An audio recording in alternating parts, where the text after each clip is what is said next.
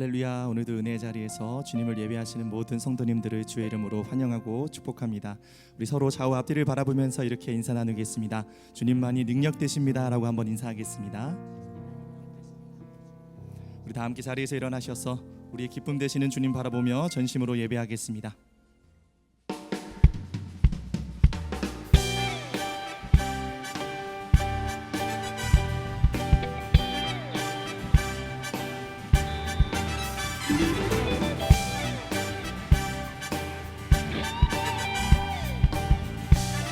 우리의 소망과 기쁨 되시는 주님 바라보면서 함께 고백합시다.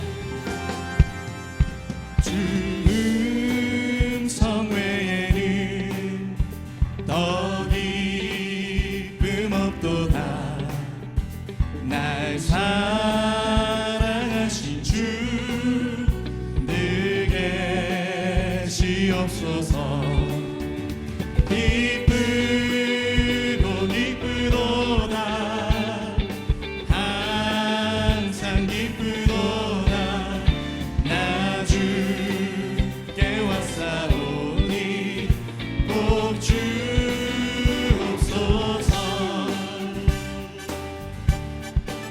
오늘 우리를 부르신 주님 바라보면서 다시 한번 믿음으로 선포합시다.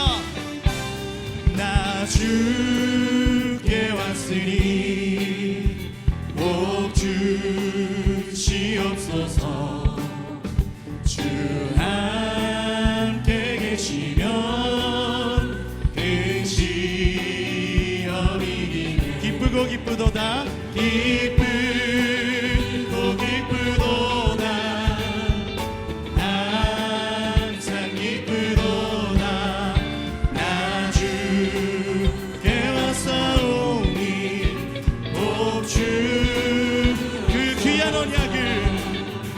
그 귀한 언약을 이루어 주시고 주 명령 따를 때 늘게 믿음으로 선포합시다. 기쁘고 기쁘도다. 기쁘고 기쁘도다.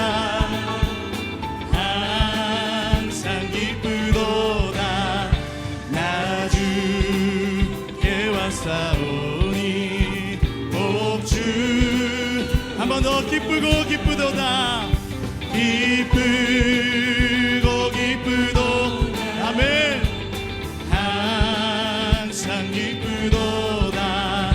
나 주께 왔사오니 복주옵소서. 예수님 예수님 나에게도 말씀하셔서 새롭게 변화시켜 주소. 함께 고백합시다. 예수님이 말씀하시니 물이 변하여 포도주 됐네. 예수님이 말씀하시니 물이 변하여 함께 선포합시다. 예수님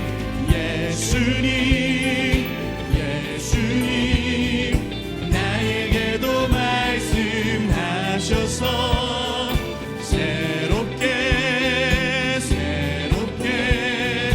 변화시켜 주소. 예수님이 말씀하시니 아디메오가 눈을 떴다네. 예수님이 말씀하시니 아디메오가 주님 우리에게 말씀하여 주시옵소서. 예수님 나에게도 말씀하셔서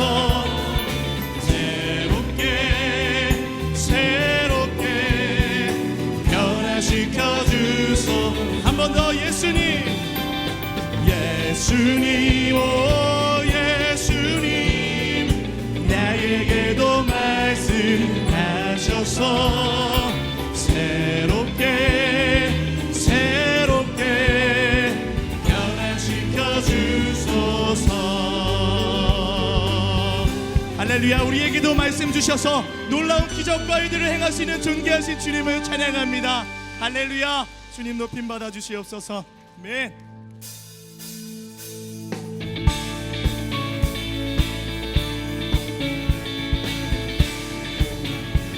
우리 더 힘차게 박수 치면서 우리의 빛과 소망과 능력 되시는 주님께 우리의 마음을 드리며 전심으로 예배합시다.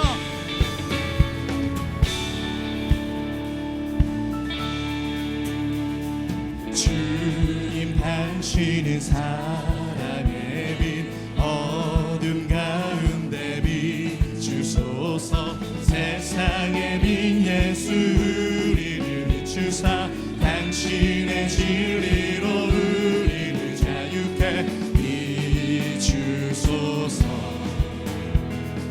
우리 위에 비추소서. 비추소서. 주님의 영광 온 땅 위에 부으소서. 내게 성령의 불을 넘치소서. 은혜와 긍휼을 열방 중에 전하소서. 빛 대신 주의 할렐루야. 그렇게 역사하실 주님께 다시 한번 믿음으로 선포합시다. 주님 당신은 사랑의 빛 어둠 가운데 비추소서. 세상의 빛 예수 우리를 비추사 당신의 진리로 주님 우리에게 비추소서. 비추소서.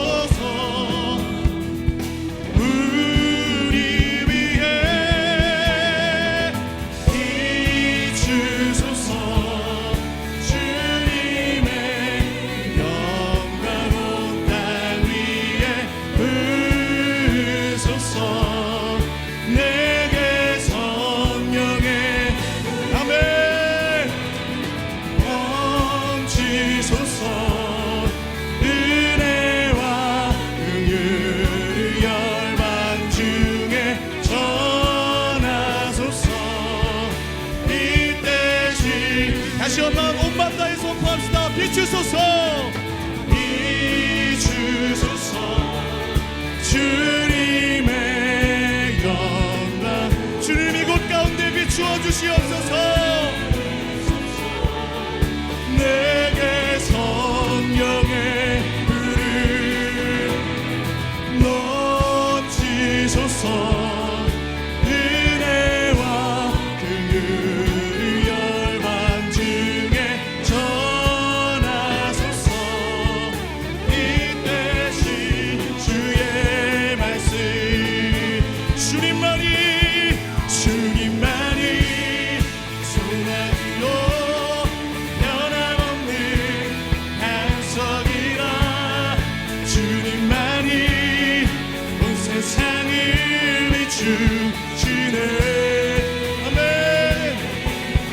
죽음에서 부활하신 우리 구주 영광의 왕 주를 믿는 우리의 소망과 능력 되신 주님께 교회여 두 손을 높이 들고 선포합시다. 주님만이 소망이요 변함없는 안석이라. 주님만이 온 세상을 비추시네. 아멘. 또 죽음에서 부활하신 우리 구주 영광의 왕 주를 믿는 모든 자의 소망 선포합시다. 주를 믿네. 주를 믿네.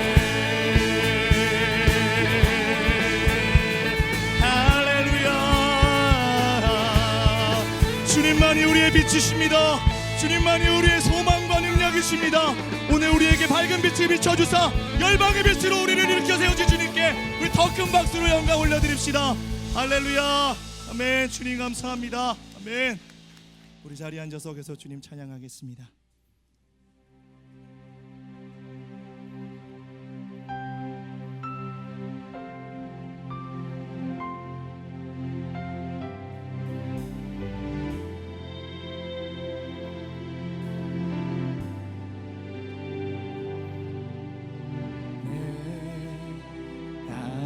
가장 귀한 것 예수를 알미라.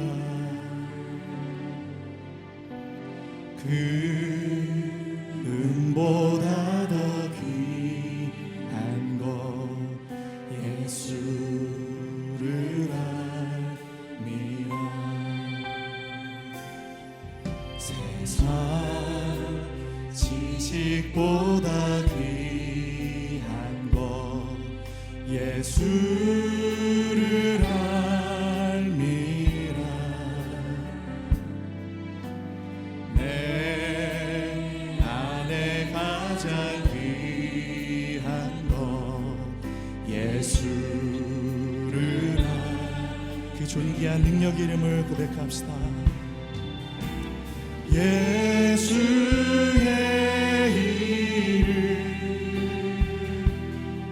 존귀한 그 이름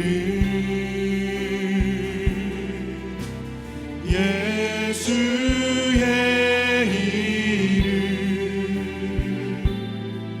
능력의 그 이름. 놀라운 능력을 기억하며 우리 가슴에 손을 얹고 다시 한번 고백하겠습니다. 내 가장 귀한 것 예수를 알미라.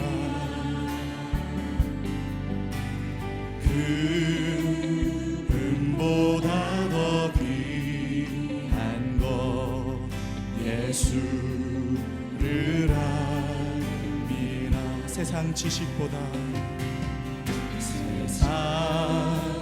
지식보다 귀한 것 예수를 알미라. 내 안에 가장 귀한 것 예수를 알. 그 주님 바라보며 고백합시다. 예수의 이름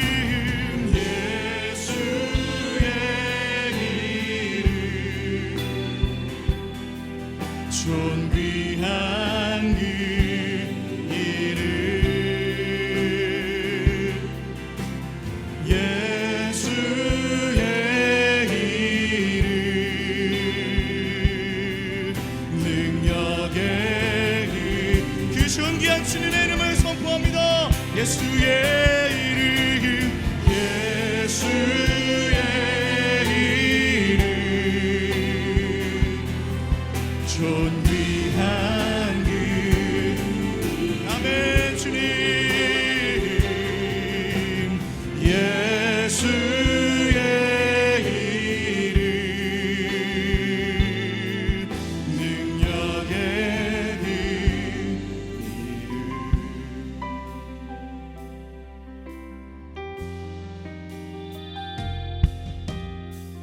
이 땅의 돈과 선함과 무 가득한 죄악 용서하소서.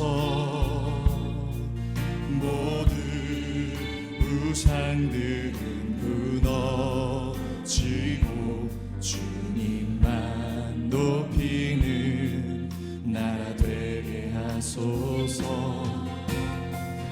이 땅에 지친 모든 영혼 주 예수 사랑 알게 하소서. 저들의 아픔과 눈물 씻는 주님의 보혈 이 땅 지. 우리 다시 한번 고백합니다. 한라에서 백두까지 한라에서 백두까지 백두에서 땅의 끝까지 주님 오실 길을 예비하며 주님만 섬기는 나라 되게 하소서. 이 땅에 주님 교회 하늘에 생기를 부어주시옵소서. 하늘에 생기 부어주소서. 열방을 치유하는 주 백성 주님의 군대. 우리 통해 그렇게 일하실 주님 바라보며 선포합시다.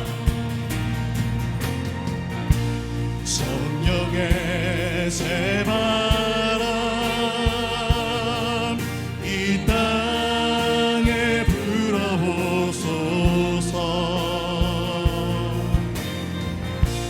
주의 영 그 생기로 주님 우리를 살리시는 주님의 은혜를 부어주시옵소서. 아멘. 이 땅에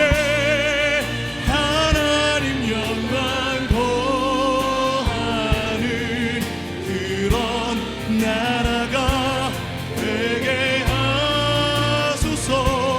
열방에 하나님 영광 비추는 그런 나라가 우리의 마음을 다해 고백합시다. 이 땅에 하나님 영광 하는 그런 교회가 되게 하소서. 열방에 하나님 영광 비추는 그런 교회가 그렇게 행하실 위대하신 주님을 고백합시다. 위대하신 주 아멘. 찬양의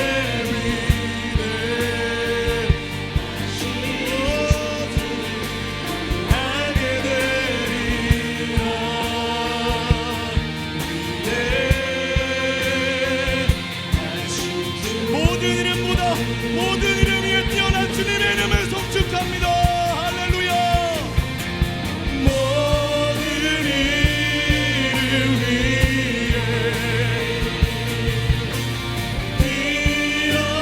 뛰어나신 이름 오 주님 나 찬양해. 위대하신 주 모든 이름 위에 모든 이름 교회여 두 손을 높이 듭시다. 우리 안에 가신 주님을 바라봅시다. 오 주님 다 찬양해. 위대하신 주 우리의 목소리 다해서 위대하신 주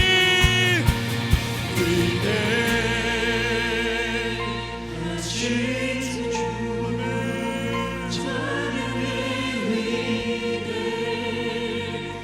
위대하신 주 모두 알게 되리라.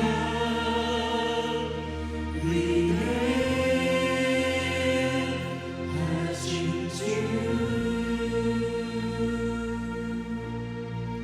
모든 것이 멈춰서 있는 것 같은 눈에 보이지 않는 상황 속에서 하나님의 역사는 가장 극적으로 놀라운 하나님의 기적을 이루어 가시는 줄 믿습니다. 위대한 하나님, 오늘도 말씀 주실 때 우리로부터, 우리 교회로부터 이 세상과 열방을 향한 하나님의 기적의 역사가 그 말씀으로부터 시작될 수 있도록 역사하여 주시옵소서. 그렇게 행하실 주님께 우리의 마음을 드리며 함께 합심으로 기도하며 나아가겠습니다. 주님 감사합니다. 주님 온 마음을 다해 주님 앞에 나아갑니다. 주여 오늘도 우리에게 말씀 주시옵소서. 주여 오늘 우리에게도 하나님의 행하심과 주님의 그 능력과 주님의 그 기적과 그 주님의 이사를 보게 하여 주시옵소서. 영적으로 가난하고 아버지 곤고한 주의 백성들의 기도를 들어주시고 우리의 찬양 속에 역사하시고 임재하시는 그 하늘의 영광과 기쁨을 맛보아하는 예배되게 하여 주시옵소서. 모든 존귀와 영광과 찬송을 받으시기에 합당하신 우리 주 여호와 하나님의 이름을 송축합니다. 독생자 예수 그리스도를 통하여 보여주신 아버지의 그 깊은 사랑에 감사하며 이 시간 찬양과 경배를 올려드리오니 거룩하신 하나님 이곳 가운데 임하시고 홀로 영광 받아 주시옵소서. 주님, 이 시간 예수께서 십자가에서 이루신 승리를 의지하여 보좌 앞에 나아갑니다.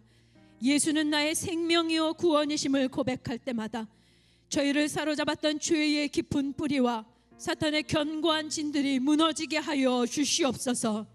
특별히 한 주간 거친 세상에서 살며 지치고 상한 마음으로 나온 성도들 가운데 특별히 찾아가 주시고 깊은 은혜를 부어 주시옵소서.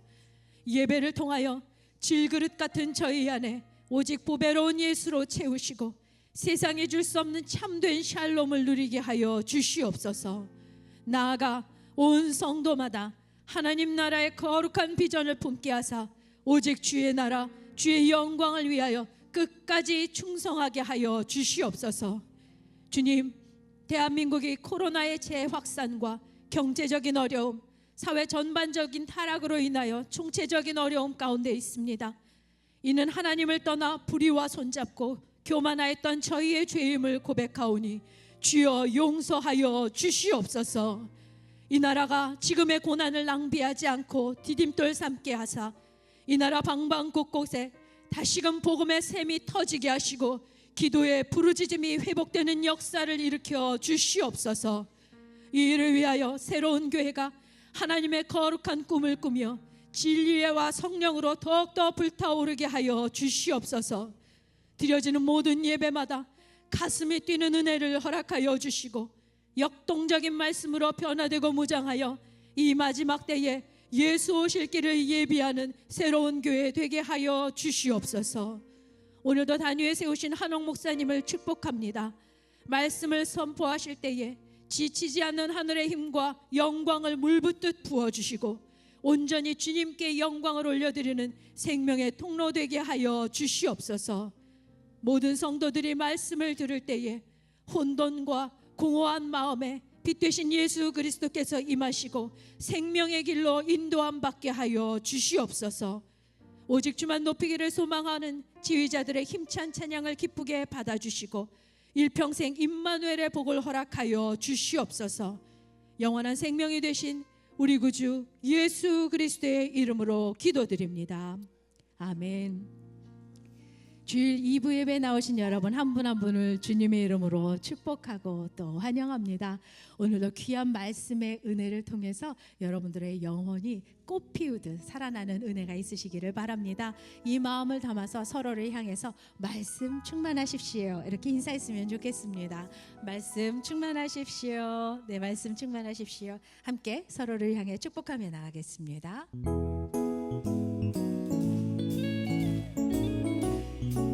서로를 바라보며 축복하겠습니다. 축복합니다. 주님의 이름으로 축복합니다. 주님의 사랑으로 이곳에 모인 주의 거룩한 자녀에게 주님의 기쁨과 주님의 사랑이 충만하게 넘치기를. God bless you, God bless you. 축복합니다. 주님의 사랑. 먼 곳을 향해 축복하겠습니다. God bless you, God bless you. 축복합니다. 주님의 사랑으로. 박수로 격려하며 서로를 축복하겠습니다. 네, 먼저 영상 보시도록 하겠습니다. 뉴젠 친구들 사랑해요.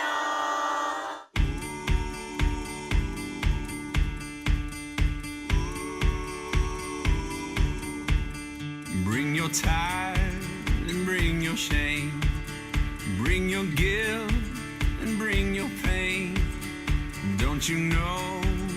that's not your name. You will always be much more to me.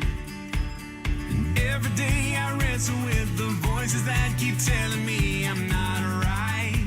But that's alright, 'cause I hear a voice and it calls me every day. When others say I'll never be enough. And greater is the one living inside of me than he who is living in the world. In the world. In the world. And greater is the one living inside of me than he who is living in the world. Bring your doubts, bring your fears, bring your hurt, bring your tears. There'll be no calm. 이제 교회에 갈 수 없으니까 교회에 가서 예배 드리는 게 얼마나 기쁘고 소중한 일인지 다시 한번 생각하게 됐습니다. 아무래도 집에서 예배를 뭐 열심히는 드리지만 현장감이 없어서 조금 아쉬웠는데 아이들이 그래도 일요일이면은 딱 항상 시간 맞춰가지고 예배 드리려고 하고 그래서 여전히 하나님을 사랑하는구나. 가정에서 다 같이 예배 드리는 거 너무 은혜되고 좋았어요. 일상이 너무 감사하다는 걸 느껴가지고 그냥 예전만큼만 돼도 너무 감사할 것 같아요. 제가 살아보내세요. 너무 오랜만에 교회 와서 좀 울컥한 것도 있고 오랜만에 목사님, 선생님들 만나 뵙고 그동안 너무 잘 이렇게 버텨주시고 너무너무 감동이고요. 이렇게 준비 많이 해주신 것도 너무 기쁘고 이렇게 만날 수 있으니까 너무 기분이 좋습니다. 선생님 너무 감사드립니다. 네, 아이들 직접 이렇게 만나니까 너무 반갑고 사실 너무 아이들 보고 싶었는데 이렇게라도 이제 지나가면서 볼 수 있게 돼서 너무 기쁘고요. 하루 빨리 우리 애들 만날 수 있는 날이 속히 왔으면 좋겠습니다. 자, 뉴젠 친구들 화이팅! 하나님 정말 사랑해요. 선생님 고마워요. 선생님 보고 싶어요. 선생님 보고 싶어요. 보고 싶어요. 빨리 만나고 싶어요, 선생님. 항상 저를 지켜줘서 감사하고 정말 사랑합니다.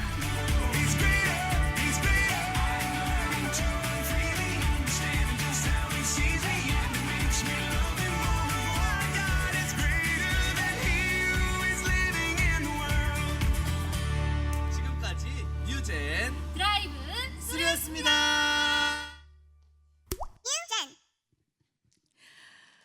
네, 모두가 서로를 참 그리워하는 시기인 것 같습니다. 영상에서 보신 것처럼 뉴젠을 포함해서 온 성도가 바로 이곳 본당에서 함께 예배할 수 있는 날이 속히 올 수 있도록 성도님들께서 기억하시고 기도해 주시기를 부탁드리겠습니다.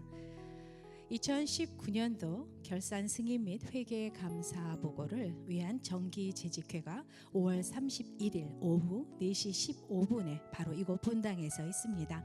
재직이 되시는 모든 분들께서는 반드시 참석해 주시기를 바랍니다. 예배 진행팀에서 사역팀원을 모집하고 있습니다. 1부부터 4부까지 각 부 예배마다 예배 진행을 돕는 FD로 섬겨주실 신체 건강한 성도님들의 지원을 기다리고 있습니다. 신청은 주보에 나와 있는 담당 교역자의 이메일로 신청해 주시기를 바라고요. 성실하게 섬겨주실 수 있는 성도님들의 많은 지원을 부탁드리겠습니다. 온라인 헌금에 대한 안내 말씀드립니다. 온라인으로 송금하실 때는 송금자 명에 이름과 생년월일을 반드시 적어주시기를 바랍니다. 온라인 표를 따로 제출하지 않으셔도 되고요. 자세한 사항은 주보를 참조해 주시기를 바랍니다. 이제 지휘자들의 힘찬 특순 후에 한옥 목사님께서 하나님의 말씀 전해 주시겠습니다.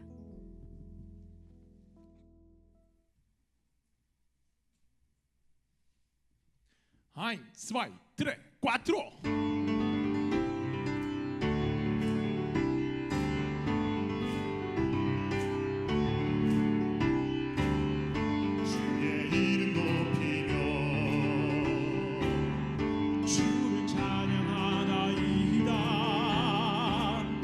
나를 구하러 오신 주를 기뻐하나이다.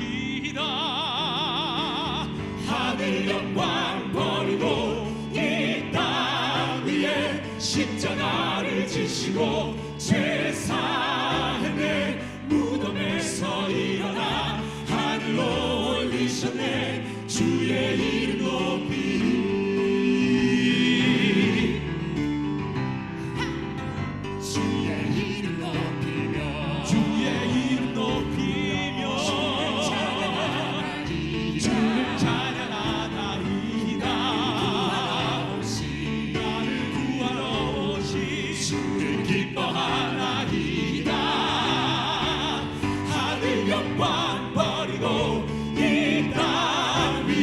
십자가를 지시고 죄 사했네. 무덤에서 일어나 하늘로 올리셨네. 주의 이름 높이리. 주의 이름 높이며 주의 이름 높이며 주를 찬양하리. 주를 찬양하나이다. 구하러 오시 나를 구하러 오시 주를 기뻐하라. 영광 버리고 이 땅 위에 십자가를 지시고 죄 사했네. 무덤에서 일어나 하늘로 올리셨네. 주의 이름 높이리. 하늘 영광 버리고 이 땅 위에 십자가를 지시고 죄 사했네. 무덤에서 일어나 하늘로 올리셨네. 주의 이름 높이리. 주의 이름 높이리. 주의 이름 높이리. 아멘.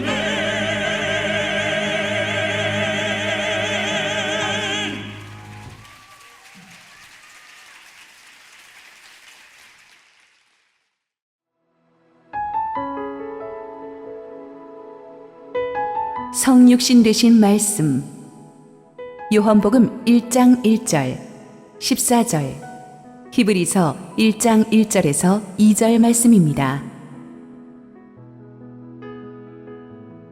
태초에 말씀이 계시니라. 이 말씀이 하나님과 함께 계셨으니 이 말씀은 곧 하나님이시니라.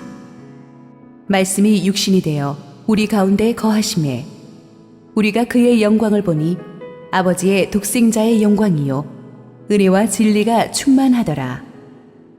옛적의 선지자들을 통하여 여러 부분과 여러 모양으로 우리 조상들에게 말씀하신 하나님이 이 모든 날 마지막에는 아들을 통하여 우리에게 말씀하셨으니 이 아들을 만유의 상속자로 세우시고 또 그로 말미암아 모든 세계를 지으셨느니라. 할렐루야. 우리 하나님께 감사와 영광의 박수 올려드리겠습니다. 축복된 주일 예배에 함께 온라인 오프라인으로 동참하고 계신 모든 성도분들께 하나님의 은혜가 충만하기를 원합니다. 우리 뉴젠 학생들도 정말 정성스럽게 전도사님들이 녹화한 주일학교 프로그램으로 매주 예배를 드리면서 얼마나 이 교회 오기를 사모하고 예배 오기를 사모하는지 모릅니다. 영상으로도 잘 나타났지만 우리 교회가 다시 열게 되면 주일학교 아이들이 제일 즐거워할 것 같습니다. 우리 당분간 성가대가 못하기 때문에 항상 성가대 전체가 성육신된 우리 네 분의 지휘자들이 항상 온몸을 바쳐 뛰고 있습니다.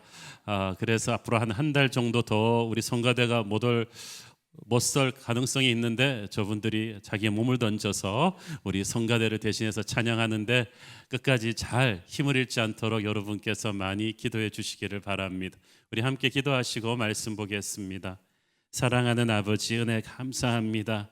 사람을 보고 세상을 보면 낭망되고 불안하지만 주님의 임재 앞에 예배드릴 수 있으니 좋습니다. 오늘 온라인으로 또 함께 동참하고 계신 국내의 모든 성도님들의 마음을 주님의 은혜로 붙들어 주시고 부족한 종을 감추시고 오직 주님께서 크신 말씀의 은혜 주시옵소서. 예수님 이름으로 기도했습니다. 아멘. 지난주에 이어서 오늘은 예수님의 이름으로 시리즈 그 11번째 주제인 성육신 되신 말씀에 대해서 함께 생각해 보기로 하겠습니다. 오늘의 첫 번째 본문인 요한복음 1장 1절과 14절 말씀에서 예수님을 말씀이 육신이 되어서 우리 가운데 거하신 분이라고 정의했습니다. 신약 성경에서 예수님의 이름을 논할 때 말씀이 육신이 되신 분이라고 정의한 것은 사도 요한 딱 한 사람뿐입니다. 이 사도 요한은 우리가 알다시피 예수님이 12제자 중에서 가장 사랑한 제자였고 12제자 중에서 가장 오래 생존했죠. 거의 90세, 100세까지 살았다고 학자들은 추정하는데, 그래서 그는 요한계시록, 요한복음, 요한 1, 2, 3서를 기록해서 성경에서 가장 마지막 성경들을 저술한 분입니다. 근데 그분이 자기의 모든 쓴 성경에서 예수님을 말씀이 육신을 입으신 분이라고 정의했어요. 사도 요한만이 예수님의 이름을 성육신 되신 말씀이라고 소개했습니다. 요한이 특별히 가장 오래 살았던 요한이 이 점을 강조했던 이유가 있습니다. 당시 소아시아 초대교인들 사이에서 엄청난 혼란과 분열을 야기했던 이단이 있었는데 그것이 영지주의였습니다. 이 영지주의는 인간의 육체는 무조건 악하다고 했습니다. 그렇기 때문에 하나님께서 인간의 육체를 입고 오셨을 리가 없다고 하면서 예수님의 성육신을 정면으로 부정했습니다.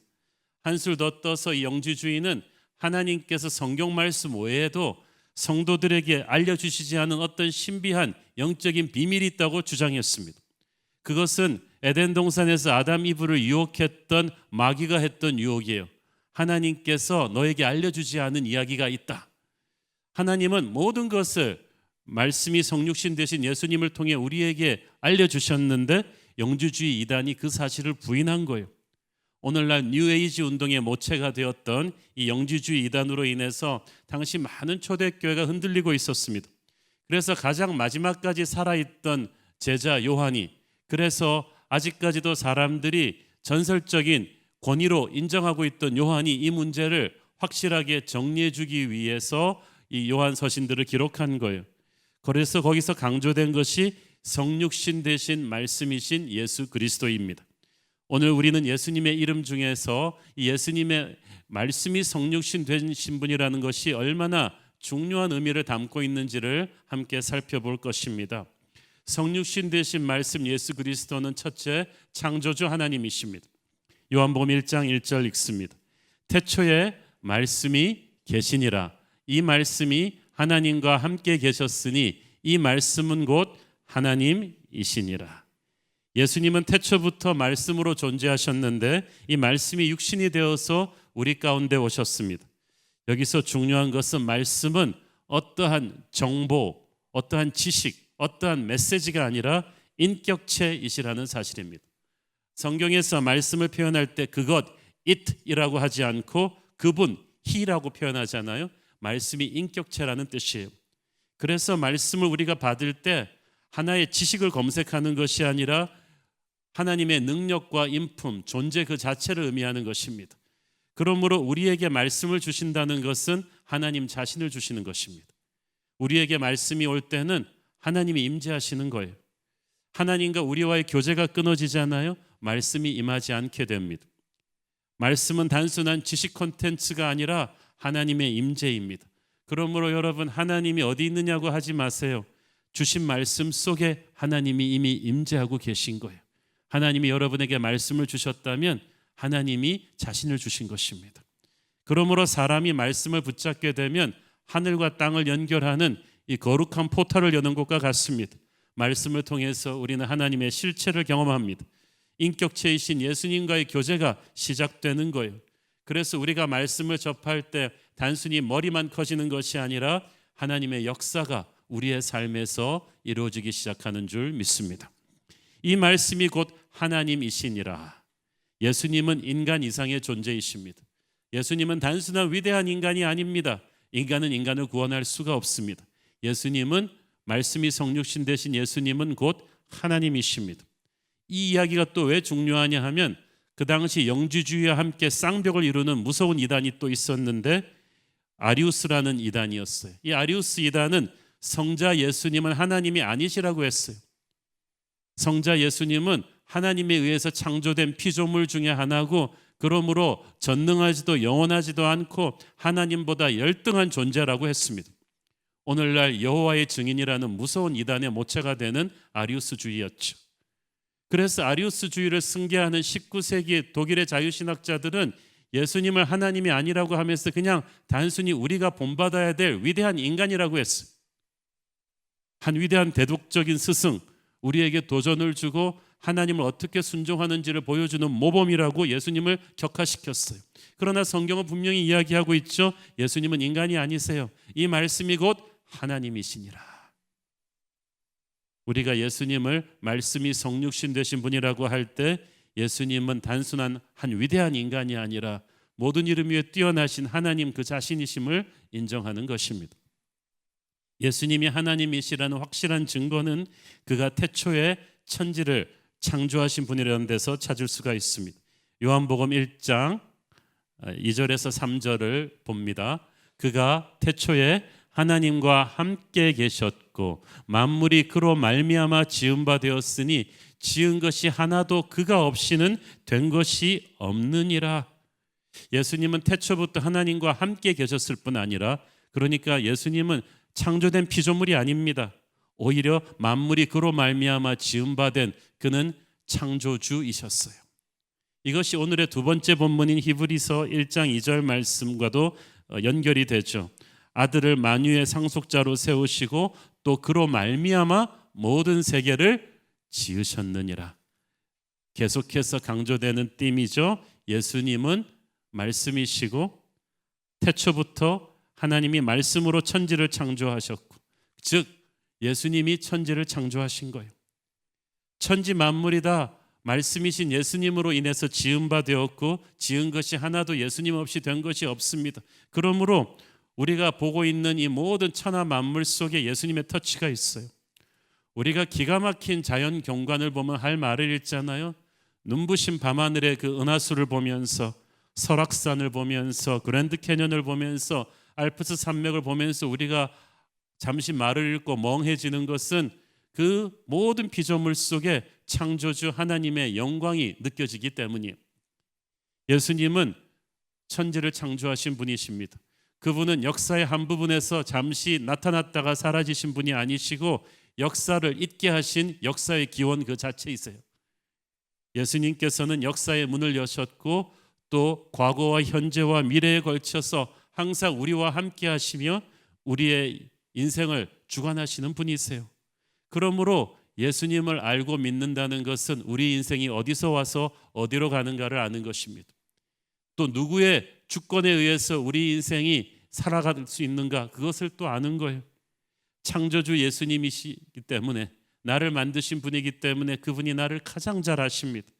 세상을 만드신 분이기에 세상을 어떻게 다스려야 할지를 가장 잘 아십니다. 그러므로 나의 생을 주님께 맡길 때 나는 최고의 선택을 하는 것입니다. 그 성육신 되신 말씀이신 예수 그리스도께서 멀리 계신 분이 아니시고 우리와 함께 사신 분이셨습니다. 요한복음 1장 14절 읽습니다. 말씀이 육신이 되어 우리 가운데 거하심에 우리가 그의 영광을 보니 아버지의 독생자의 영광이요 은혜와 진리가 충만하더라. 말씀이 육신이 되어서 우리 가운데 거하셨다는 말은 쉽게 설명하자면 말씀은 하나의 개념이 아니라 그 개념이 실제적으로 보여지는 시청각 교제와도 같았다는 거예요. 예수님께서. 그러니까 예수님이 오시기 전에는 사람들이 하나님을 멀리서 그냥 추상적인 개념으로 알았습니다. 그런데 주님께서 육체를 입고 이 땅에 오셨을 때 사람들은 바로 가까이서 예수님을 실체로 체험할 수가 있었어요. 피겨스케이팅 교과서를 보고 피겨스케이팅을 공부하면 참 어려운데 김연아가 스케이팅 하는 거 쫙 보면은 저게 피겨스케이팅이다라고 고개가 끄덕여지지 않습니까? 김연아가 살아있는 피겨스케이팅 교과서였던 것처럼, 아니 그것보다 훨씬 완전한 개념에서 예수님은 살아계신 하나님의 말씀이셨어요. 구약성경 시대에만 해도 사람들이 하나님의 말씀을 읽으면서 개념적으로 알았어요. 성경에서 정의를 말하고 사랑을 말하고 능력을 말하고 은혜를 말하고 지혜를 말할 때 그런 건가 보다라고 개념적으로 배웠는데 예수님이 오셔서 예수님의 인생을 보니까 예수님의 언어와 예수님의 행동을 보니까 저게 사랑이구나, 저게 거룩이구나, 저게 지혜구나라는 것을 성경의 모든 개념을 예수님을 보면서 딱 정리가 되었어요. 그래서 주님이 오시지 않았다면 우리는 그렇게 리얼하게 정확하게 하나님을 체험으로 알 수 없었을 것입니다. 예수님은 이론을 통해 만나지신 하나님이 아니시고 체험할 수 있는 하나님이셨어요. 제자들은 예수님을 통해서 하나님을 생생하게 체험할 수 있었습니다. 요한일서 1장 1절을 보십시오. 태초부터 있는 생명의 말씀에 관하여는 우리가 들은 바요 눈으로 본 바요 자세히 보고 우리의 손으로 만진 바라. 자, 여기서 첫 번째 주목할 것은 이 말씀은 생명이라는 거예요. 자, 여러분, 생명에는 동물적인 생명이 있고 영적인 생명이 있습니다. 인간만이 그 두 개를 다 가지고 있었는데 죄로 인해서 영원한 생명을 잃어버렸었죠. 그런데 말씀이 생명이세요. 생명이신 예수님의 말씀이 우리 안에 들어오면서 우리에게 영원한 생명이 회복이 된 거예요. 구약의 에스겔이 본 그 환상에서도 보십시오. 마른 뼈들이 가득한 골짜기인데도 생명의 말씀이 선포되니까 생기가 들어가서 다 살아 일어났잖아요. 말씀을 통해 성령의 생기가 들어가면 우리가 살아나는 역사가 있을 줄 믿습니다. 오늘 몸과 마음이 죽고 싶을 만큼 힘들다고 느끼는 분들은 말씀을 받고 성령의 생기로 살아나는 역사가 있기를 바랍니다. 요한은 증거합니다. 이 생명의 말씀에 관해서는 우리가 들은 바요, 실제로 예수님의 음성을 제자들은 들었거든요. 우리가 손으로 만진 바요, 의심 많은 도마는 진짜 예수님의 그 못자국 난 손을 만져봤잖아요. 그리고 우리가 눈으로 본 바다, 예수님은 팬텀이 아니다, 이런 그런 환영이 아니라 자기들이 직접 눈으로 확인한 분이시다. 이런 요한의 증거를 들으면 혹자는 참 부럽다, 우리도 그때 있었으면 예수님을 눈으로 보고 손으로 만지고 귀로 들었을 텐데. 그러나 오늘날 주님께서는 말씀을 통해 우리에게 자신의 실체를 체험하게 하십니다. 우리가 말씀을 붙잡게 되면 예수님의 실체를 체험하는 거예요. 믿음은 이론이 아니라 체험하는 것입니다. 하나님의 말씀을 읽을 때 우리는 아까 말씀드렸죠. 단순한 정보를 취득하는 것이 아니라 살아계신 주님과 교제하기 시작하는 것입니다. 말씀을 주시면서 예수님 자신을 주십니다. 말씀을 통해서 우리는 그분의 생각을 읽을 수가 있고 그분의 마음을 느낄 수가 있고 그분의 눈물을 깨달을 수 있고 그분의 길을 걸어갈 수가 있습니다. 그러므로 진짜 신앙은 이 책 속에 있는 박제된 그런 지식을 보는 게 아니에요. 남들이 얘기하는 하나님대로 따라가는 것도 아니에요. 바로 내 자신이 숨결처럼 느낄 수 있는 인격적인 만남인 것입니다. 말씀이 예수님의 이름이라는 것은 우리가 말씀을 통해 예수님의 실제를 체험한다는 뜻이에요. 이것이 얼마나 큰 축복입니까? 아까 읽은 요한복음 1장 14절을 보면 말씀이신 예수님이 육체를 입으시고 우리 가운데 거하셨다고 했어요. 우리 가장자리도 아니고 우리의 삶의 가운데 거했는데 여기서 거하셨다는 말을 made his dwelling amongst us, 그러니까 성막을 치고 자기의 살자리를 우리 가운데 치셨다는 뜻이에요. 여기서 성막을 치고 거했다는 말이 원어적인 의미인데 이스라엘 백성들이 40년 광야 생활할 때 항상 하나님의 성막이 그 진영 한가운데 있었어요. 항상 하나님의 성막을 중심으로 해서 그들은 예배를 드렸고 하나님의 성막 안에 말씀이 있었어요. 하나님의 성막 위에 머물러 있는 구름기둥 불기둥은 하나님의 임재였어요. 그래서 하나님의 성막을 중심으로 뭉쳐 있으면 어떤 외적도 공격해 올 수가 없어요. 하나님의 영광이 성막을 통해서 이스라엘 사람들을 보호해 줬던 거예요. 그러니까 성막을 중심으로 모여 있는 한 그들은 안전했고 그들은 승리할 수 있었습니다. 예수님께서 우리 가운데 거하셨다는 것은 말씀이신 예수님이 우리 가운데 살아있는 성막이 되셔서 우리 인생 한가운데에 계신다는 거예요. 그래서 우리를 지켜주시고 우리를 인도하시고 우리의 목자가 되어주십니다. 그러므로 우리가 말씀이 성육신 되신 예수님을 영접할 때 우리의 삶 중심에 예수님을 모시는 것입니다. 우리의 인생을 예수님의 말씀을 중심으로 재정립하는 거예요. 그러면 인생에 부서진 조각들이 붙기 시작합니다. 여러분의 가정도 예수님의 말씀을 중심으로 세워져야만 합니다. 그러면 말씀을 통해 흘러나온 주님의 임재가 여러분의 가정을 회복시킬 것입니다. 교회도 예수님의 말씀을 중심으로 세워져야 돼요. 예수님의 말씀을 중심으로 세우면 예수님이 책임집니다. 외부의 공격으로부터도 지켜주시고 내부의 분열도 막아줍니다. 사랑하는 여러분, 여러분의 개인의 삶을, 가정의 삶을, 교회를 말씀 중심으로 다시 재정렬하십시오. 주님이 여러분 안에 그렇게 계시기를 원하십니다. 말씀이신 예수님이 우리 안에 들어오셔서 가만 계시지 않고 우리 안에서 역사하십니다. 우리 안에서 움직이십니다. 어떻게 역사하십니까? 예수님이 싫어하는 모든 것들을 정리하시고 우리를 거룩하게 변화시켜 가세요. 요한복음 17장 17절을 보십시오. 그들을 진리로 거룩하게 하옵소서. 아버지의 말씀은 진리니이다. 성경 말씀을 읽으면요, 여러분이 성경 박사가 되는 게 아니라 거룩해지기 시작합니다. 성경 말씀은요, 살아있어요. 예수님의 임재 그 자체이기 때문에 여러분의 브레인에 머물러 있지 않고 여러분의 혼과 육체와 골수를 다 찔러 쪼개기 시작하고 여러분의 직장, 가정, 생각, 마음 모든 곳으로 구석구석 들어가서 하나님이 기뻐하지 않는 것들을 정결하게 하기 시작합니다. 교회는 세상과 달라야 합니다. 거룩하게 한다는 것은 다르게 한다는 것이, 그렇게 다르게 만들어주는 것이 누구입니까?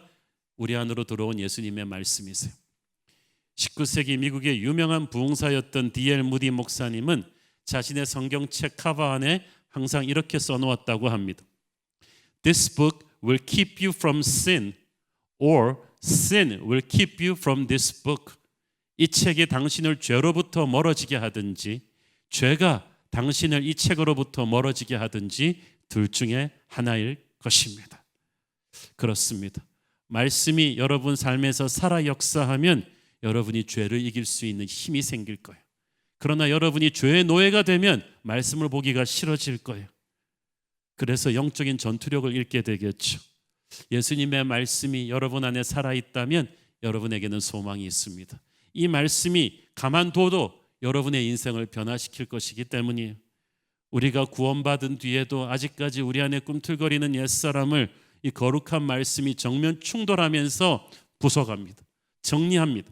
우리의 지성을 변화시키고 감정을 변화시켜가면서 세상과 전혀 다른 생각을 만들고 인격을 만들고 마음을 정화시키면서 습관을 만들어가면서 우리도 모르는 사이에 무의식적으로 예수님 닮아가도록 우리 안에 들어온 말씀이 약동하면서 그렇게 움직이는 거예요. 그래서 신앙을 생생하게 만들어 놓습니다. 어떤 분들은 신앙을 너무 추상적으로 생각합니다. 내가 구원받은지 아닌지를 계속 의심합니다. 내가 진짜 하나님의 자녀가 되었는지 아닌지도 의심합니다. 그러나 만일 우리가 자기도 모르게 하나님의 말씀을 행하고 있다면 우리는 하나님의 자녀인 것이 확실합니다. 만일 우리가 하나님을 더 깊이 예배하기를 원하고 이웃을 사랑하기를 원하고 하나님의 일을 기쁜 마음으로 하고 있다면 여러분 하나님의 자녀예요. 왜냐하면 자기 열심만으로 그렇게 살지 못해요. 어떤 분이 여러분의 인생을 주도하고 있는 거예요. 인격체이신 말씀이 예수님께서 여러분의 인생을 지금 바꾸고 있어요. 요한일서 2장 5절을 보십시오. 누구든지 그의 말씀을 지키는 자는 하나님의 사랑이 참으로 그 속에서 온전하게 되었나니 이로써 우리가 그의 안에 있는 줄을 아노라. 여기서 헬라어 시제로 말씀을 지킨다는 말은 계속해서 말씀대로 살고 있는 것을 말합니다. 자기도 모르는 사이에 자기가 그냥 말씀대로 살고 있는 거예요. 나도 모르는 사이에 주일날 일어났으니까 교회로 오고 있고, 나도 모르는 사이에 목사님이 이거 섬겨달라 그러니까 예스 하고 있고, 나도 모르는 사이에 술 담배가 싫어지고, 나도 모르는 사이에 불평불만이 사라지고 비전과 감사의 언어를 하고 있다면 여러분의 무의식 속에 이미 말씀이 지배하기 시작한 거예요. 말씀이 성육신 되신 예수님께서는 가만히 있지 않으신다고 했죠. 우리를 통해 끊임없이 생각하시고 우리의 옛사람을 끊임없이 압박하며 떨궈버리시고 계속해서 움직이고 말씀하십니다.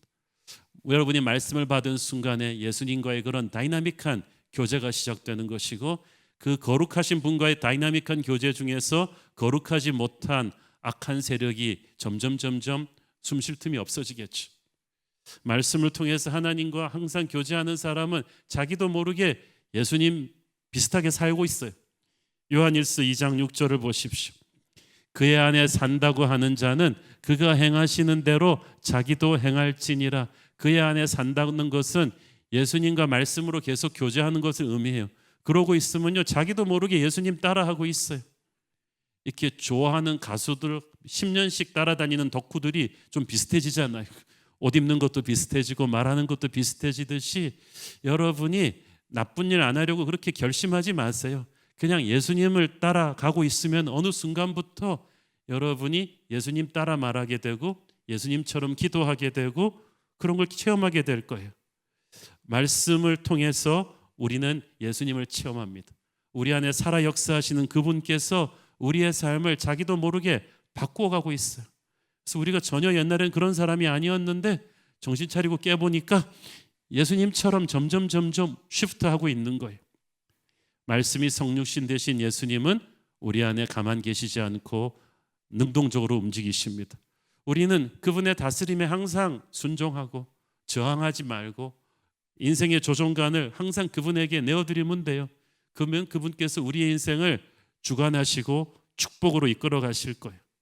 그런데 우리가 말씀의 리더십을 거부하면 어떻게 됩니까? 그것은 예수님의 다스림을 거부하는 것이고 그렇게 되면 인생은 파탄납니다. 구약성경의 여호수아서와 사사기의 차이가 그거예요. 여호수아서는 우리도 알다시피 승리의 기록으로 가득 차 있습니다. 약속의 땅에 들어가고 불가능한 적들을 계속 무너뜨리면서 승리와 기적의 연속인데 바로 그 다음 책인 사사기에서는 엄청난 폭력과 음란과 우상숭배와 수많은 외세 세력의 침입 앞에 유린당하는 그런 비참한 역사가 나와요. 여호수아서와 사사기의 차이가 뭐예요? 여호수아의 죽음이에요. 여호수아는 히브리 이름 예슈아가 예수님의 히브리어 이름과 같아요. 구약 성경에서 여호수아는 말씀이신 예수님을 상징하는 인물이에요. 여호수아가 죽었다는 것은 말씀의 리더십이 사라진 거예요. 그러니까 사사기서에 보면 각자가 자기 소견대로 좋은 대로 행하였다는 거예요. 모두가 각자 도생 신나게 자유롭게 사는데 얼마나 죄악에 물들어 사는지 몰라요. 그러니까 이스라엘은 형편없이 추락해 버렸어요. 사사기의 그 혼란과 그 파괴는 다 예수님의 리더십을 거부했기 때문에 온 결과입니다. 한 나라도 그렇습니다. 1960년대 초에 미국의 존 F 케네디 대통령이 미국 공립학교에서 성경 읽기와 기도 시간을 없애버렸죠. 청교도 조상들이 말씀에 손을 얹고 시작한 기독교 국가 미국이 그때부터 기독교 국가이기를 포기한 거예요. 학교에서 하나님이라는 단어를 입에 올리지 말라 그랬어요. 그때부터 어떻게 됐어요? 미국의 학교에서 말씀의 공식 채널을 끊어버린 그 결과가 40년이 지나면서 어떻게 됐습니까? 세계 1, 2위를 다투던 미국 공립학교의 학업 수준이 OECD 국가들 중에서 최고 꼴찌급으로 내려앉기 시작했어요. 그 다음부터 미국 10대들이 갱폭력, 10대 임신, 마약, 가출, 동성애 엄청나게 파괴되기 시작했고요. 10년, 20년도 안 돼서 미국의 이혼율은 거의 40%, 50%로 치달았습니다. 예수님의 말씀의 리더십을 끊어버리니까 나라가 엉망이 되는 거예요. 여러분의 인생에서, 가정에서 말씀을 몰아내버리면요, 그때부터 예수님의 다스림이 빠지면요, 어둠의 물결에 속수무책으로 당하게 될 것입니다. 그러므로 여러분 어찌되었든 간에 말씀의 리더십을 회복하십시오. 일주일에 한 번 보는 말씀이 아니라 여러분의 인생 순간순간마다 말씀이신 예수님이 다스려 달라고 기도하십시오. 시편 119편 105절을 보세요. 주의 말씀은 내 발의 등이요 내 길의 빛이니이다. 내 바로 발 앞에 매번 걸어갈 때마다 쓰는 등이 바로 주님의 말씀이에요. 여러분의 인생에 주님의 말씀의 리더십에서 잠시도 눈을 떼지 마십시오. 그래야 승리할 수 있어요. 이 말씀은 영적인 전쟁을 승리케 하는 말씀입니다. 요한계시록에서 요한은 예수님이 말씀이시라고 하면서 조금 다른 맥락에서 이 얘기를 전개합니다. 계시록 19장 13절을 보십시오. 또 그가 피 뿌린 옷을 입었는데 그 이름은 하나님의 말씀이라 칭하더라. 여기서 피 뿌린 옷은 예수님의 십자가에서 흘리신 피가 아니라 적군을 무찌르고 갑옷에 묻힌 승전 장군의 갑옷에 무슨 피예요? 개선 장군으로서 예수님께서 어둠의 권세를 물리치고 승리의 전리물처럼 얻어낸 적군의 피인 거예요. 영적 전쟁의 결과예요. 에베소서 6장에 보면 하나님의 전신갑 주에서 유일한 공격 무기가 말씀의 검이었죠. 말씀으로 세상을 창조하시고 말씀으로 세상을 다스리셨던 주님께서 요한계시록에서는 최후 심판 날에 말씀으로 세상 권세를 죽이십니다. 마귀의 권세를 죽여버리는 결정적인 무기는 말씀의 검이었던 거예요. 그렇기 때문에 우리가 이 사실을 잘 깨달아야만 합니다. 주님의 신부된 교회는 마지막 날이 가까워 올수록 이 말씀의 검을 날카롭게 갈아놓고 있어야 돼요. 날마다 말씀을 읽고 날마다 말씀을 묵상하고 그 말씀을 적용하고 말씀대로 살려고 몸부림칠 때 여러분의 말씀의 검은 날카로운 예리한 검이 되어 있을 것입니다. 그렇지 않고 말씀의 검이 있긴 있는데 날이 갈려지지 않았으면 그거는 적군을 찔려도 죽지 않는 무딘 검이 되고 말겠죠. 마지막 때가 가까워 올수록 우리는 말씀의 검을 날카롭게 갈고 영적으로 깨어 있어야만 합니다. 그렇게 날카롭게 갈아진 말씀의 검을 휘두르면 마귀들이 비명을 지르며 죽어나갈 것입니다. 특히 여러분의 자녀를 위해서 계속해서 말씀을 선포해 주십시오. 여러분의 자녀들을 어둠의 권세가 얼마나 공격합니까? 그러나 그들에게 말씀의 검을 쥐어주면 마귀가 그들을 떠날 것입니다. 여러분 자신을 위해서도 말씀을 선포해 주십시오.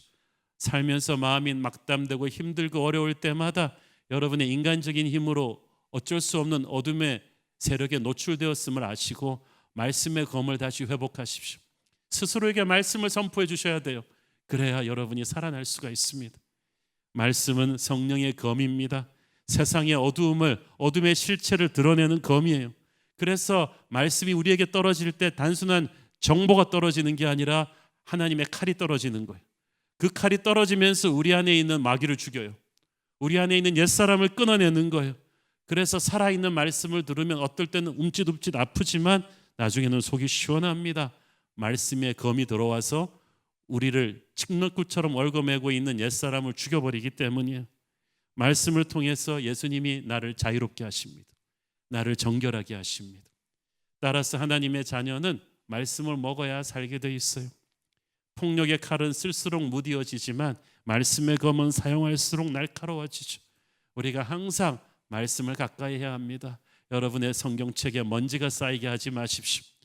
교회에서 상품으로 드린 연대기 성경 먼지가 쌓이게 하지 마세요. 손으로 항상 만지고 가까이 하고 항상 읽으세요. 예수님께서는 이 말씀을 통해서 여러분 안에 있는 엉망이 된 속사람을 정리하실 거예요. 말씀이 그렇게 능력이 있기 때문에 마귀는 우리가 말씀을 받는 것, 말씀을 듣는 것, 말씀을 묵상하는 것, 암송하는 것 제일 싫어합니다. 이유가 있어요. 요한복음 17장 14절. 내가 아버지의 말씀을 그들에게 주었사오매 세상이 그들을 미워하였사오니 이는 내가 세상에 속하지 아니함 같이 그들도 세상에 속하지 아니함으로 인하이다. 세상이 왜 우리를 미워합니까? 말씀을 예수님이 우리에게 주신 그 순간부터 미워하는 거예요. 원어 시제를 풀어보면 아예 미워하기로 작정하고 덤벼듭니다. 왜? 우리가 말씀을 예수님으로부터 받았기 때문에. 그러니까 말씀이 양날의 검과 같아요. 말씀을 받은 게 하늘의 축복이지만 동시에 그 다음부터 세상 권세의 타깃이 되게 합니다. 왜 그러냐 하면 하나님의 자녀들은 세상이 주는 칭찬과 보상을 먹고 사는 게 아니고 말씀을 통해 하늘의 생명을 공급받고 살아가거든요. 하나님의 자녀가 말씀에 의지하고 세상에 의지하지 않기 때문에 세상이 싫은 거예요. 왜냐하면 자기에게 의지하지 않는 거는 자기 마음대로 부릴 수가 없거든요. 우리는 세상이 주는 돈과 명예와 인기를 먹고 사는 존재가 아닙니다. 그걸 먹으면 우리는 세상의 노예가 되겠죠. 우리는 하나님의 말씀으로 사는 존재예요. 그러니까 세상은 우리가 싫어요. 부릴 수 없으니까 싫고 우리가 두렵습니다. 그래서 말씀을 가진 자에게 핍박이 오는 거예요. 말씀을 가졌다는 것은 그러나 교회가 세상과 가장 차별화된 점이에요. 마귀가 숫자 많은 교회를 두려워하는 것이 아니라 말씀의 검이 살아있는 교회를 두려워합니다. 영어 철자로 써보면 말씀을 word, W-O-R-D, 세상을 world, W-O-R-L-D로 딱 철자 하나 차이인데 이게 극에서 극이에요. 교회가 말씀으로 충만하면 할수록 더 영적이 되고 교회가 말씀을 멀리하면 할수록 더 세상적이 될 것입니다. 교회와 세상을 구분하는 것은 오직 하나, 이 말씀의 검이 있느냐 없느냐이죠. 말씀은 또한 우리 각자에게 주시는 하나님의 맞춤형 선물입니다. 아까 읽은 요한복음 17장 14절 본문에 보면 예수님께서는 아버지의 말씀을 우리에게 주셨다고 했어요. 기프트라는 거예요. 선물은 아무한테나 주는 게 아니에요. 예수님이 우리에게 주시는 선물이에요. 사람은 말 따로 행동 따로일 수 있지만 예수님은 말씀을 주시면서 자기 자신을 주시는 것이라고 했죠. 말씀은 단순한 정보가 아니라고 했죠. 예수님의 임재 그 자체가 임하는 거예요. 내 인생 고비고비마다 하나님이 정말 꼭 필요한 말씀을 내게 선물로 보내주십니다. 내 필요를 정확하게 하시고 보내주세요. 이 큐티 본문 말씀을 비록 제가 정합니다만은 어떨 때는 이걸 내가 어떻게 알고 정했지라는 느낌이 들 때가 있습니다. 이 나라를 새롭게 이거 코로나 사태 모르고 제가 정한 거거든요. 어떤 일이 터질지도 모르고 정하는데 요새 에스라서 본문도 그렇고 하나님이 정확하게 우리의 상황을 아시고 보내주신 맞춤형 그 선물 배달된 것 같아요. 여러분 그런 경험 해보실 적 있을 것입니다. 수천 명이 들어찬 큰 집회인데 하나님께서 마치 나만을 위해서 이 집회를 준비하신 것처럼 정확하게 내 삶의 스토리를 알고 맞춤과해 오듯이 그날의 설교를 준비하셨어요. 깜짝깜짝 놀랍니다. 이건 우리 집에 도청기가 설치된 것도 아닌데 어떻게 이 말씀이 내게 오지? 그래서 하나님이 이 수천 명 중에서 나한테만 앉혀놓고 1:1 과외시키는 것 같은 이 쪽집게 말씀이 오는 때가 있습니다. 그것이 살아있는 말씀의 능력입니다. 그리고 여러분을 위한 말씀 맞아요. 성경이 그렇게 말했거든요. 아버지의 말씀을 예수님이 주신 거예요. 성령의 역사로 수천 년 전에 쓰여졌던 그 말씀에 생기를 불어넣어서 21세기를 사는 오늘 내게 가장 필요한 말씀을 주십니다. 말씀이신 예수님이 우리 인생의 고비고비마다 가장 적합한 맞춤형 은혜로 오신다는 사실은 얼마나 큰 축복입니까? 그래서 우리가 아브라함의 하나님, 이삭의 하나님, 야곱의 하나님을 고백하는 거예요. 아브라함의 하나님은 약속을 지키시는 하나님입니다. 야곱의 하나님은 부족한 자를 인내하시는 하나님이세요.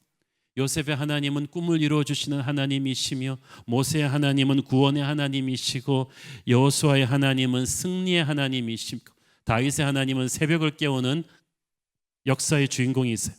제가 성도들의 간증을 참 다양한 간증을 듣기를 좋아하는데 이 간증을 들어보면 어떤 분은 다윗의 하나님을 고백하고 어떤 사람은 아브라함의 하나님을 고백합니다. 똑같은 말씀인데 가는 은혜가 전혀 달라요. 그래서 다른 사람한테는 그냥 넘어가는 말씀도 어떤 사람에게는 핵폭탄처럼 강한 파괴력으로 그날 딱 클릭되는 수가 있어요. 저도 그렇게 인생의 중요한 고비에 딱 하나님이 주신 그 말씀이 인생 말씀이 돼가지고 지금까지도 붙잡고 있는 말씀들이 있어요.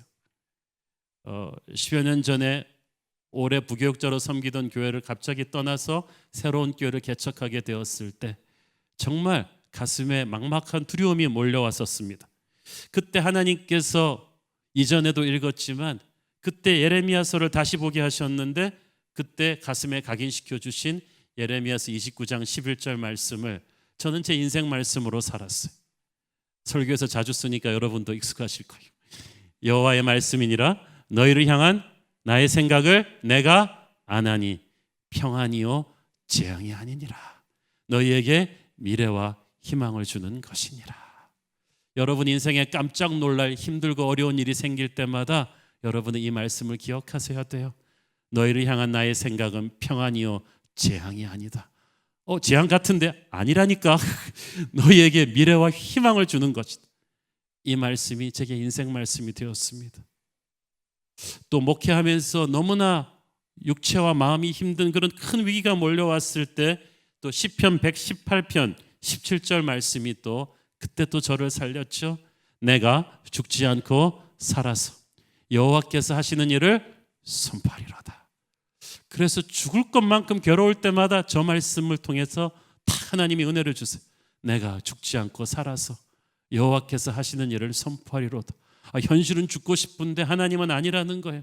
그래서 저 말씀은 단순한 정보가 아니라 그 말씀을 암송할 때 예수님이 마치 내 안에서 임재하시면서 나를 다 끌고 간 듯한 느낌이에요.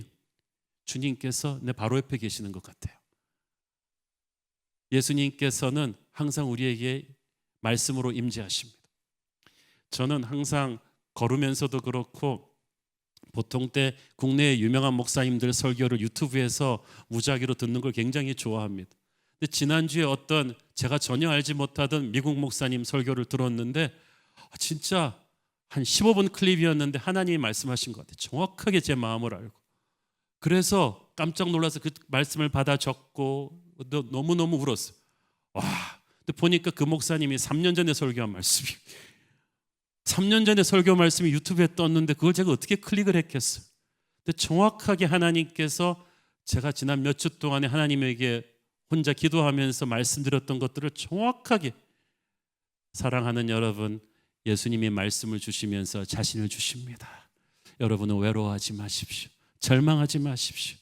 태초의 말씀으로 세상을 창조하신 하나님께서 말씀으로 우리를 살리실 것입니다. 지금도 하나님의 말씀은 떨어지는 그 순간 그대로 현실이 되지 않습니까?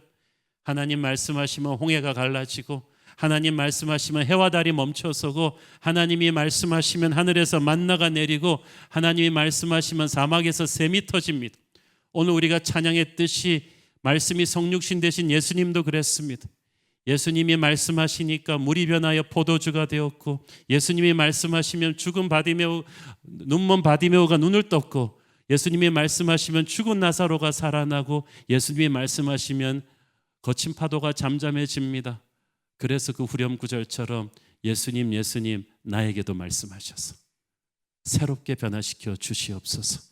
성경 속에 있는 예수님께서 지금 내게 말씀하시면 내 삶에 기적이 일어날 것을 믿습니다. 저는 여러분이 말씀을 향해서 그런 믿음을 갖게 되기를 축원합니다. 어떤 절망적인 상황에 지금 여러분이 있다 할지라도 하나님이 지금 여러분에게 말씀을 주신다는 것은 소망의 시작입니다. 말씀을 통해 하나님이 오실 것입니다. 말씀을 붙잡으십시오. 세상의 말을 너무 많이 듣고 있어가지고 우리가 낙담하고 불안해요.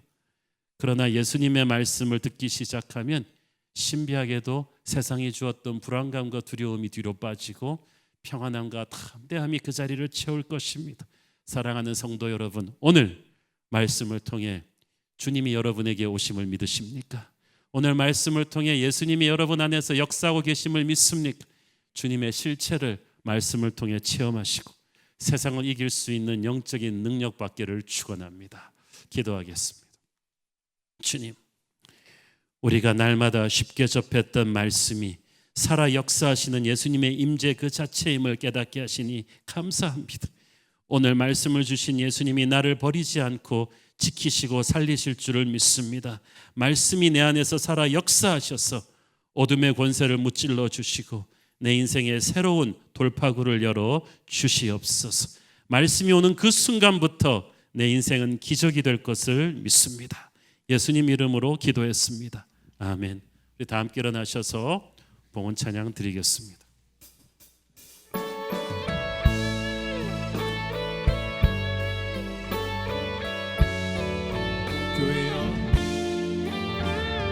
교회여 일어나라. 주께서 부르시니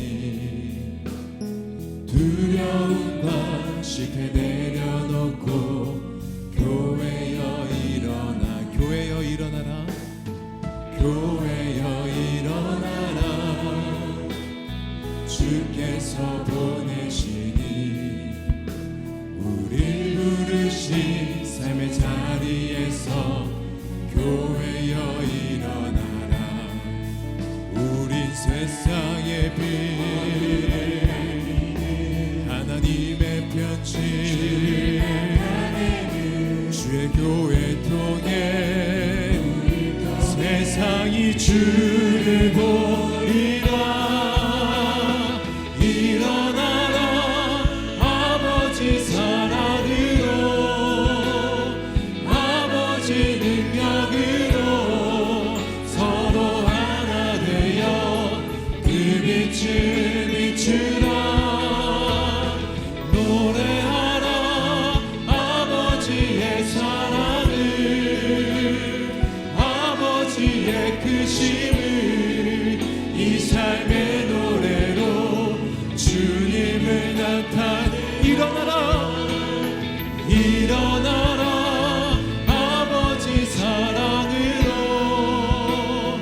아버지 능력으로 서로 하나 되어 그 빛을 비추라.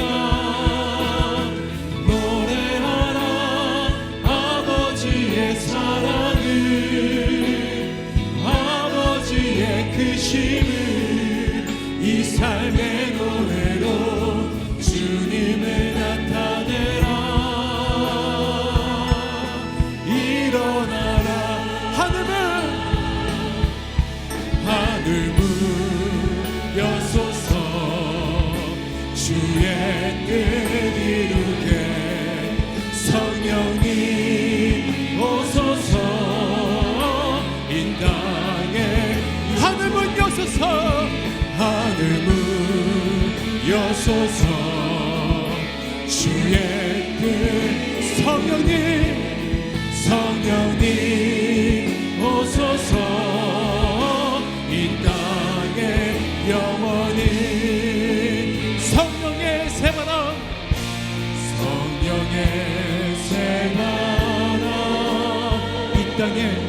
이 땅에 불어오소서. 주의 연끝의 생기로 우리를 다시 살리사 이 땅에 하나님 영광 거하는 그런 교회가 되게 하소서. 열방에 하나님 영광 비추는 그런 교회가 되게 하소서. 사랑하는 아버지, 오늘 이 시간 자기의 인생이 절망이라고 재앙이라고 생각할 정도로 힘들고 외로운 처지에 있는 성도들을 위해서 기도합니다. 오늘 주님께서 말씀으로 그 삶에 임재하여 주시고 일어날 수 있는 기적의 말씀, 인생 말씀을 주셨음을 믿습니다.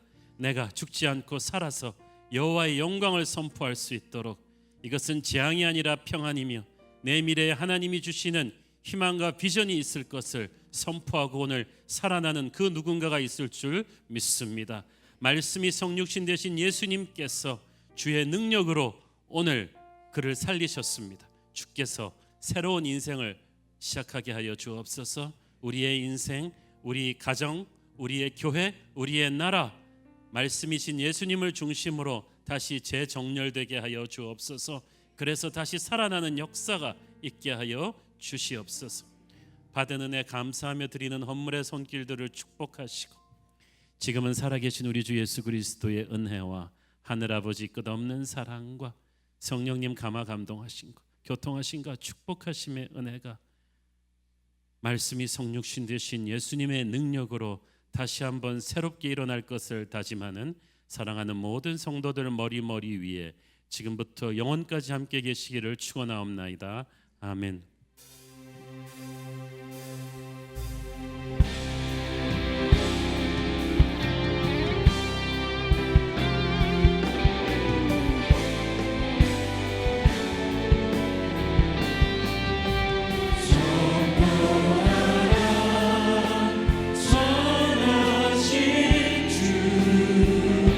주의 인자는 영원함이라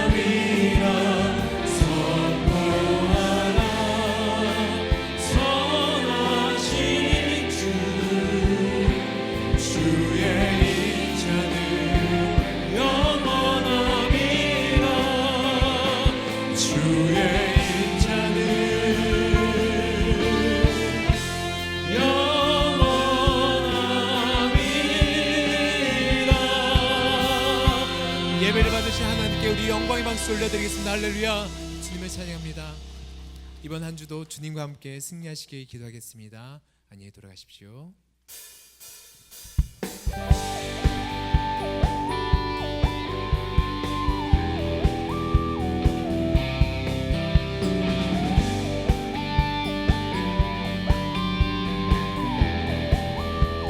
우리 믿음으로 선포하면서 하늘에 계신 아버지 이름 거룩하며